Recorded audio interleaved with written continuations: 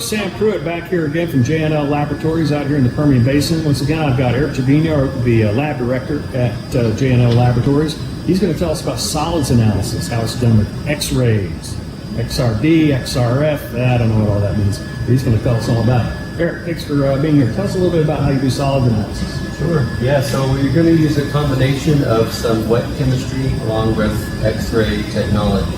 Ah, yes, wet chemistry. Yep, so the first instrument here that we have is the XRF. This is going to tell us the cations that make up a particular solid. So we'll be able to get our iron, our calcium, sulfur that makes up sulfate. We'll be able to see even the chloride in here. We're going to see barium, strontium. So we'll see the cations here. But the XRF has limitations in that it's only going to be scanning the cations. So we have to use some wet chemistry along with the XRF data to have an idea of what the molecule is. And then to nail it down, that's where the XRD comes into play. Before you go on, tell me, what does XRF stand for and how does it work? So XRF is X-ray fluorescence. So it operates in a similar way that the ICP does, where you have a barium atom, the X-ray hits it, the electron will jump up to a higher energy orbital, it'll end up bouncing back down to ground state whenever that happens. It's going to fire off a particular energy from the atom, so it's going to be fluorescing as it interacts with the X-ray beam. So the detector is going to be able to see that that's barium that's interacting with the X-ray.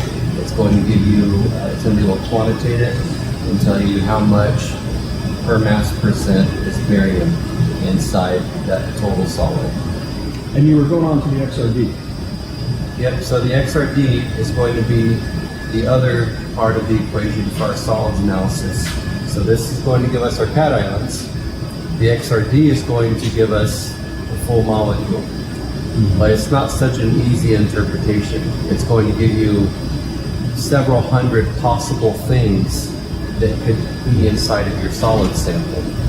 And the only way we'll know what it is by combining the wet chemistry with the XRF data and using that to help us interpret the XRD's data.